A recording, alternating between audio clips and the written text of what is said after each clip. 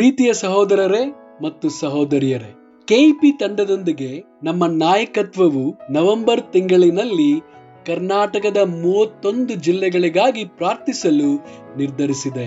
ಇಂದು ನಾವು ಉಡುಪಿ ಜಿಲ್ಲೆಯ ವಿಡಿಯೋವನ್ನು ನೋಡೋಣ. ಎಲ್ಲರಿಗೂ ನಮಸ್ಕಾರ. ನಾನು ಶಾಯನ. ಇವತ್ತು ನಾನು ಉಡುಪಿ ಜಿಲ್ಲೆಯ ಬಗ್ಗೆ ಮಾತಾಡಲು ತುಂಬ ಸಂತೋಷ ಪಡುತ್ತೇನೆ. ಭಾರತದ ಕರ್ನಾಟಕ ರಾಜ್ಯದ ಒಂದು ನಗರ ಉಡುಪಿಯಾಗಿದೆ. ತುಳುವಿನಲ್ಲಿ ಉಡುಪಿಯನ್ನು ಒಡಿಪ ಎಂದು ಹೇಳಲಾಗುತ್ತದೆ. ಒಡಿಪ ಎಂದರೆ ಚಂದ್ರ. ಇಲ್ಲಿನ ಜನರು ಸಾಮಾನ್ಯವಾಗಿ ಕನ್ನಡ, ತುಳು ಹಾಗೂ ಕೊಂಕಣಿ ಭಾಷೆಗಳನ್ನು ಮಾತಾಡುತ್ತಾರೆ ಮತ್ತು ಉಡುಪಿಯ ಜನಸಂಖ್ಯೆ ಬಂದು ಸುಮಾರು 23 ಲಕ್ಷದಷ್ಟು ಇದೆ. ಯಕ್ಷಗಾನ ಇಲ್ಲಿನ ವಿಶೇಷವಾದ ಕಲೆಯಾಗಿದೆ ಹಾಗೂ ಇಲ್ಲಿ ಸಮುದ್ರಗಳನ್ನು ವಿಶೇಷವಾಗಿ ನಾವು ನೋಡಬಹುದು. ಬ್ರಿಟಿಷರು ಕಟ್ಟಿದಂತಹ ಲೈಟ್ ಹೌಸ್ ಕಾಪು ಬೀಚ್ನಲ್ಲಿದೆ ಮತ್ತು ಇಲ್ಲಿನ ವಿಶೇಷವಾದ ಆಹಾರ ಮಂಗಳೂರು ಬನ್ಸ್, ಮಸಾಲೆ ದೋಸೆ, ಹಲಸಿನಹಣ್ಣಿನ ಅಡ್ಯ ಹಾಗೂ ಮೀನಿನ ಪದಾರ್ಥಗಳು ಇಲ್ಲಿ ವಿಶೇಷವಾಗಿ ಸಿಗುತ್ತದೆ. ಸ್ವಲ್ಪ ವರ್ಷದ ಹಿಂದೆ ಎಲೆಕ್ಸ್ ಬ್ರೋ ಹಾಗೂ ಗ್ರೇಟರ್ ಸಿಸ್ಟರ್ ಮಂಗಳೂರು ಸಭೆಯಲ್ಲಿ ಶಿಷ್ಯರಾದರು. ಇವರು ಸುಮಾರು 120 ಕಿಲೋಮೀಟರ್ ಅಷ್ಟು ಪ್ರಯಾಣ ಮಾಡಿ ಉಡುಪಿಯಿಂದ ಮಂಗಳೂರು ಸಭೆಗೆ ಬರುತ್ತಿದ್ದರು.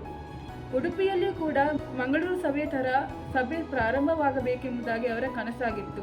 ಅದಕ್ಕೋಸ್ಕರ ಅವರು ಪ್ರತಿನಿತ್ಯ ಪ್ರಾರ್ಥನೆ ಹಾಗೂ ಉಪವಾಸವನ್ನು ಮಾಡುತ್ತಿದ್ದರು. ಅದೇ ರೀತಿಯಲ್ಲಿ ಅದ್ಭುತವಾಗಿ ಕಾರ್ಯವನ್ನು ಮಾಡಿ ಅಲ್ಲಿ ಜನರನ್ನು ತೋರಿಸಿದ್ರು. ಒಂದು ದಿನ ಇಬ್ಬರು ಸಹೋದರಿಯರು ಅವರ ಮನೆಗೆ ಬಂದು ತಮಗೂ ಸಹ ದೇವರ ವಾಕ್ಯವನ್ನು ತಿಳಿಸಿಕೊಡ್ಬೇಕೆಂಬುದಾಗಿ ಹೇಳಿದಾಗ ಅವರ ಬೈಬಲ್ ಸ್ಟಡಿ ಪ್ರಾರಂಭವಾಗಿ ಅವರು ಶಿಷ್ಯರಾದರು. ಅದೇ ರೀತಿ ಸ್ವಲ್ಪ ತಿಂಗಳಾದ ಮೇಲೆ ಇನ್ನೊಂದು ಕುಟುಂಬವನ್ನು ಕೂಡ ದೇವರು ತೋರಿಸಿದ್ರು.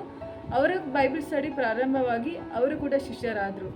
ಹೀಗೆ ಒಬ್ಬರಾದ ಮೇಲೆ ಒಬ್ಬರು ಅಲ್ಲಿ ಶಿಷ್ಯರಾಗಿ ಇವಾಗ ಅಲ್ಲಿ ಒಂದು ಕುಟುಂಬ ಸಭೆಯು ಪ್ರಾರಂಭವಾಗಿ ಪ್ರತಿ ಬುಧವಾರ ಆರಾಧನಾ ಕೂಟ ನಡೆಯುತ್ತಾ ಇದೆ. ಅದೇ ರೀತಿ ಭಾನುವಾರದಂದು ಅಲ್ಲಿ ಆರಾಧನಾ ಕೂಟ ಸಭೆಯು ಕೂಡ ನಡೆಯುತ್ತಾ ಇದೆ.